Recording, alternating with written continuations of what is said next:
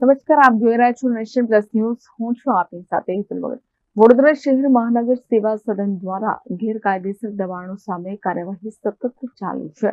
વડોદરા શહેરમાં આજે દબાણ શાખાની ટીમે વોર્ડ નંબર 14ના 4 દરવાજા વિસ્તારમાં કાર્યવાહી હાથ ધરી હતી.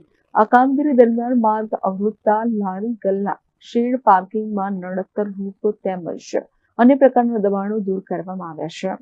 વડોદરા શહેર મહાનગર સેવા સદન દ્વારા ગેરકાયદેસર દબાણો હટાવવાની કામગીરી સતત ચાલુ છે.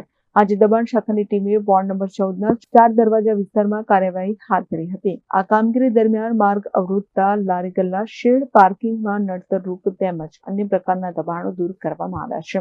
તો નગરજનોને અવરજવર સરળ બને તેમજ ટ્રાફિકમાં અવરોધ ન સર્જાય તે હેતુથી મહાનગર સેવા સદન દ્વારા આ પ્રકારની કામગીરી સતત હાથ ધરવામાં આવી રહી છે. આવતા દિવસોમાં પણ અન્ય વિસ્તારોમાં આવા ગેરકાયદેસર દબાણો દૂર કરવા માટેની કામગીરી ચાલુ રહેશે તેવું તંત્રએ જણાવ્યું છે.